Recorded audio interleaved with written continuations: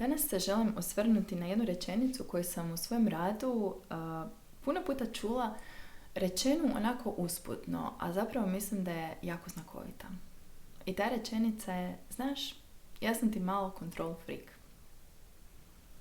I u današnjoj epizodi želim govoriti o tome kada ta normalna potreba za kontrolom, koju svi je imamo definitivno, preraste u nešto što nas jako koči u majčinstvu i u životu nas, a onda vrlo često, ili da ne kažem neminovno, onda koči našu djecu i naše partnere. I taj izraz control freak ima jednu jako negativnu konotaciju i odmah da kažem da ne mislim govoriti o nekom poremećaju, nego o jednoj situaciji koja je relativno česta nakon poroda, kada se ta potreba pojavi da izrazito kontroliramo ili kada i one žene koje su se i prije poroda opisivale kao da imaju tu jaku potrebu za kontrolom, kada se to intenzivira. I htjela bi malo dekonstruirati zašto je to tako i što možemo napraviti po tom pitanju. Ono što mame najčešće čuju u tim situacijama je pa dobro, daj se malo opusti, šta si tako napeta, smiri se, ili ona umiljena rečenica uživaj, znaš da će brzo proći. I mislim da se niko nikad u povijesti nije smirio zato što mu je neko rekao. I ja vjerujem da bi se ti vjerojatno htjela i opustiti i smiriti, malo popustiti u nekim stvarima, ali da vjerojatno ne znaš kako. I da koliko god si svjesna da neke stvari možda ne štimaju, da neke stvari nisu možda najbolje ovako kako funkcioniraju, da ne znaš kako da ih promijeniš. Znači ona situacija, znam, ali svjesna sam toga, ali ne znam kako da to spriječim. U glavi sam sve posložila, ali kad me ulovi tjeskoba, kad me ulovi žuta minuta, onda si ne mogu pomoći. I ova posljednja rečenica, to jest taj izraz, u glavi sam se sve posložila, mi je posebno znakovita zato što danas je jako velik taj imperativ da si posložiš u glavi. Sredi glavu i sve će biti ok. I bitno je da si mentalno posložimo neke stvari i to će nam donekle pomoći. To je važno, ali da je samo to važno, onda ne bi imali ovaj problem, joj znam, ali svjesna sam, onda ne bi imali problem s tim da se opustimo. Dakle, znam, ali ne pomaže mi to što znam. I kao što sam rekla, način na koji živimo daje veliki autoritet našoj glavi, logici, racionalizaciji, svim onim objašnjenjima do kojih možemo doći na uman način. Ali pritom zanemarujemo što se događa u našem tijelu. I taj naš famozni neokorteks, taj mozak koji misli, sve što vidimo oko sebe, sav taj tehnološki, civilizacijski napredak, za to je zaslužan naš neokorteks. Ali unatoč tome svemu, on nije niti savršen, niti svemogući. I koliko god to pokušavao, ne može kontrolirati ishod. Ni poroda, ni majčinstva, ni života. I ne može kontrolirati što će neko drugi napraviti. Da li naše dijete, da li naš partner ili neka treća osoba. Ali to ga naravno neće spriječiti da pokuša. I o čemu se zapravo radi? Potreba za kontrolom je velika kod onih koji se ne osjećaju sigurno. I kad kažem sigurno, ne mislim samopouzdano, ne želim reći samouvjereno, nego egzistencijalno sigurno. Znači u životu, u odnosima, u krajnjem, u svijetu u kojem živimo. Što se nesigurnije osjećaš, to ćeš imati potrebu grčevitije se držati. Ta izrazita potreba za kontrolom je prisutna kod onih koji su doživjeli nešto preplavljujuće. Znači nešto što je bilo previše, prenaglo, prebrzo. Jer kad tako nešto doživiš, onda tvoj organizam ponekad ostane u nekom stanju pripravnosti, u nekom trajnom stanju nesigurnosti. Znači, ok, ovo se dogodilo, ne želim da se ovo ponovno dogodi i kao obrambeni mehanizam ostane to stanje pripravnosti gdje reagiramo ponekad i na najmanji znak i na najmanju naznaku da bi se tako nešto moglo ponoviti. I sve ono što je neizvjesno nas čini da se ulovimo još čvršće. da nekako čvršće držimo te uzde života i da pokušavamo kontrolirati i ono što možemo i ono što ne možemo. I to nije svjesna odluka. Nakon poroda su neki od najčešćih okidača, ne znam, recimo ginekološki pregledi ili prolazak blizu rodilišta.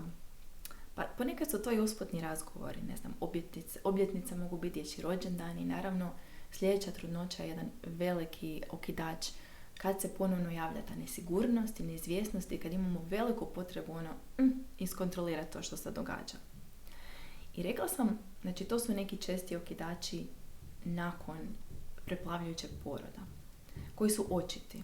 Ali postoji oni manje očiti, a to je da što me podsjeća na taj neki preplavljujući događaj, mogu biti i svakodnevne stvari. Da se ja osjećam van kontrole, jer je stan u neredu. Koliko god ja spremam, koliko god se ja trudim, taj nered je svuda. Da se osjećam bespomoćno, zato što kažem partneru, kažem obitelji, x puta, ajde molim te napravi to, ajde molim te me saslušaj, i imam osjećaj kao da me oni ne doživljavaju. Znači, što su nepredvidljivije okolnosti u kojima ja danas živim, to je moja potreba za kontrolom veća. I imam osjećaj da se moram grčevito držati zato što će se sve raspasti ako ja popustim taj stisak. Jedna strana toga, zapravo dvije strane te medalje su, jedna je ova, imam jaku, izrazitu potrebu za kontrolom da bi to nadišla, a druga je, osjećam se bespomoćno i ne mogu ništa. To je onako kao lice i naličje. I kao što sam rekla, to može biti nešto što se doživjela u porodu ili nakon, može biti u trudnoći, ranije u životu, u djetinjstvu. I mnoge žene će reći, pa dobro, ja sam i prije poroda bila takva, samo je sad to onako totalno van kontrole. Potreba za kontrolom van kontrole, da, uglavnom, ali takve su iz istog razloga. Zato što su proživjele nešto preplavljujuće ili dolaze iz okolnosti ranije u životu kad je ta neizvjesnost bila velika, kad je ona bila dugotrajna. I zapravo kada puno puta izgubiš tlo pod nogama, onda naučiš da se moraš držati čvrsto. Samo što je ta zaštita kao oklop. I koliko god nam daje, ja bih rekla zapravo lažni osjećaj sigurnosti.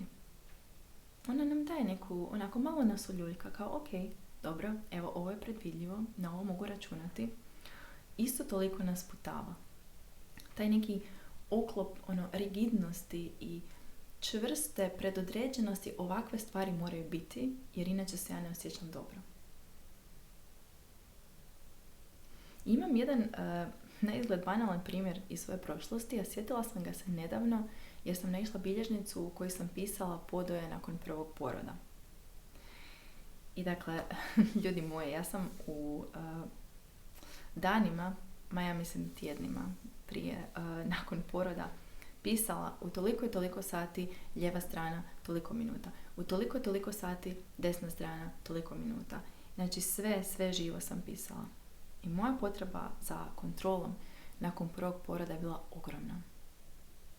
Jer osjećala sam se užasno i pokušavala sam se uloviti za bilo što. I dojenje mi isprava, bilo mi je teško, bilo mi je bolno i ovo je bio moj način da se nekako ulovim u koštac s tim. Tako da pišem, tako da sve analiziram, tako da to pokušavam kontrolirati. I mislim da ne moram ni reći da mi to moje pisanje zapravo nije dalo taj osjećaj sigurnosti koji mi je tad trebao. A ono što vidim je da mame često rade sličnu stvar. Da pokušavaju se u biti obraniti od te neizvjesnosti poroda, neizvjesnosti majčinstva, što ne znaju kako će nešto izgledati, koliko će nešto trajati, uz pomoć da li informiranja, analiziranja, kontroliranja na ovaj ili onaj način. Kroz, ne znam, aplikacije za praćenje kilaže, spavanja, skokova, kontrolirajući prehranu djece. I sad, ja ne kažem da ti ne trebaš koristiti ništa od tih alata. Pogotovo ako osjećaš da ti pomaže. Ali jedna je stvar da je to kao mali alat koji mi pomaže, a druga da je to štaka do osjećaja sigurnosti i stabilnosti. Znači, meni nešto izvana, to hoće li neko nešto napraviti, hoće li se nešto dogoditi, daje osjećaj sigurnosti koji bi ja zapravo trebala imati iznutra. Tu stabilnost i tu sigurnost. I zato što mi je oduzet taj osjećaj iznutra, ja ga pokušavam nadomjestiti time što kontroliram neke stvari izvana, koje ne mogu kontrolirati, i onda je to onako začarani krug koji me stalno vraća na isto mjesto. I ne treba mi tu onda neko da mi kaže, gle, smiri se, ajde, opusti se. Treba mi da osjetim da je sve ok. Ne da znam, znači onaj znam ali, koji sam rekla na početku, nego da osjetim. Ono baš osjetim. I zato sam rekla da glava nije jedina koju trebamo pod navodnicima srediti. Jer tebi je možda u glavi jasno, gle, ok je, ova stresna situacija je prošla, ili gle, ja to ne mogu znati što će se sad dogoditi. Ali tijelo je dalje uznemireno. Kao da na neki način tvoje tijelo ne zna i još uvijek živi tu neku stvarnost osjećaja nesigurnosti koja možda uopće ne odgovara trenutačnim okolnostima. I ako se prepoznaješ u situacijama iz ove epizode, onda, da tako kažem, ovi primjeri kažu da tvoja glava i tvoje tijelo nisu na istoj stranici. I ono što volim reći da ne možeš riješiti problem u podrumu tako što odeš na tavan. I zato racionaliziranje u ovakvim slučajevima ne pomaže, pa čak ni mantranje ne pomaže. Jer ti ne možeš nagovoriti svoje tijelo na poslušnost. I ne možeš sebe uvjeriti da budeš smirena onda kad nisi. To je dakle pokušaj da stavana riješimo nešto što je u podrumu. A što onda možeš napraviti? Pa ako znaš da u tvojoj prošlosti postoji takav neki događaj, da li sporoda, koji je za tebe bio traumatski ili od prije, koji ti još uvijek muči, da radiš na tome, da ga pokušaš otpustiti. Ono što možeš je graditi taj jedan utjelovljeni osjećaj sigurnosti ovdje i sad, ali kroz neke tjelesne alate, kroz neke tjelesne prakse. I možeš graditi resurse koji će ti vratiti povjerenje u sebe. Jer kad govorimo o kontroli, ne možemo ne spomenuti povjerenje. Jer tu je povjerenje narušeno. Povjerenje da ću ja biti ok, da će se za mene pobrinuti, da ja neću ostati sama ili da ću se u krajnjem ja moći nositi s tim što mi život donosi. Dakle, resurse koji će ti vratiti povjerenje u sebe i sposobnost da se ti nosiš sa situacijama koje ti život donosi. Jer život nikad neće prestati biti nepredvidljiv. I nikad nećeš znati što će se točno dogoditi. Ali možeš njegovati to povjerenje da što god da bude, da ćeš ti biti ok. Jer realno sada si ovdje, slušaš to. Dakle, sve situacije koje si u životu do sad proživjela, si preživjela. Dakle, tu si. Još uvijek si tu. I u nekim drugim videima sam zapravo već podijelila neke vježbe koje ti na tom putu mogu pomoći. A ako u tome želiš i moju podršku, pozvala bi te da pogledaš linkove u opisu ove epizode i da vidiš koje su opcije rada sa mnom. Nadam se da ti je ova epizoda bila korisna, da si barem shvatila otprilike zašto se događa ta izrazita potreba za kontrolom i zašto je ta stabilnost i sigurnost važna nakon poroda, i voljela bi čuti tvoje komentare. Čujemo se u sljedećoj epizodi.